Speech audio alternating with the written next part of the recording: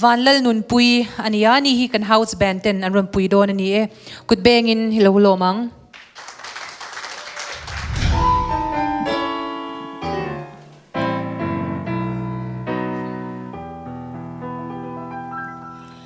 she na le boy na bia so o ka tha rao thi ring la ba thiên thu tiam a lo lang do không ai na ni ro bui chu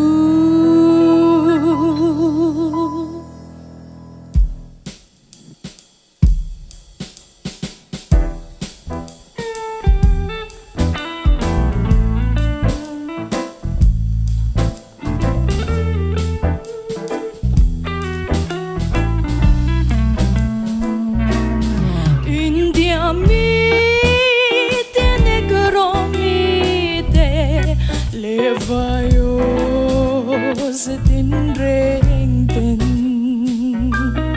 Calvary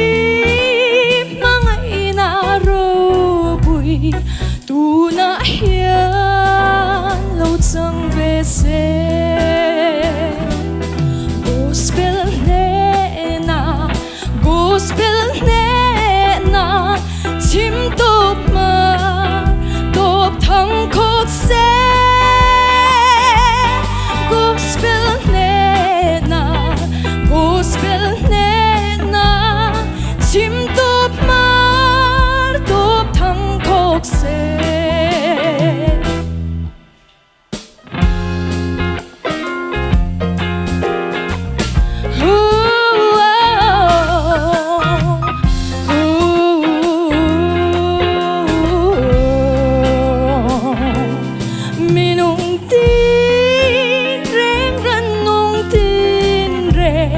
bất thiên thiên xiêm rong rong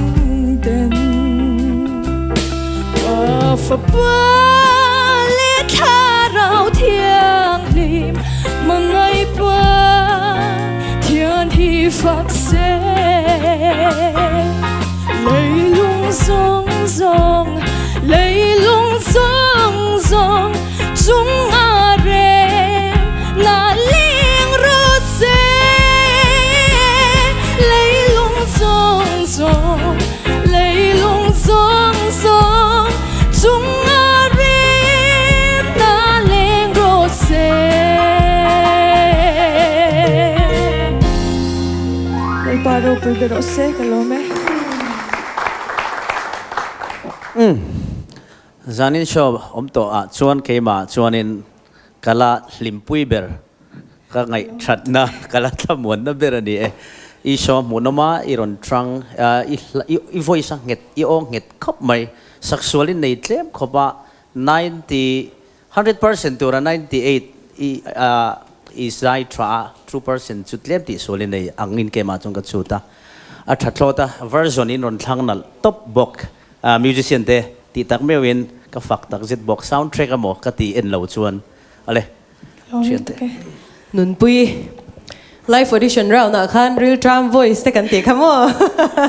zani na chon real drum voice kha to lawa chuwang chon nget takin ron zai a angai noma I performance po kan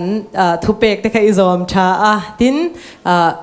music zong ne design zong ne khana in choi moi ka ti e kalau lu tu ke Nunpuii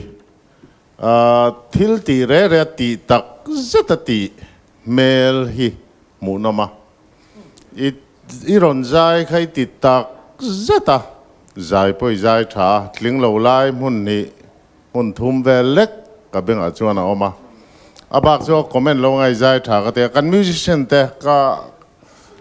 kut ben an phuin ka thia anon rem nal lu to ka minor la har pianist in moi lu to ka rema chuan guitarist in ron kara ron no khat that zel boka chung chujuin bass le drums an ro pui le mai Đâu được cái kan vote chan don min yang Miss Pensy Khan chan se chiang takin ke yes se Kalam tu ke. cái po cái yes nga le ka yes lo ka soi main ale peka ila zai don ani chuan hei tran ul tre aurin lutuk khade o control ima moin ka ria chu ron film khurang jo ka yes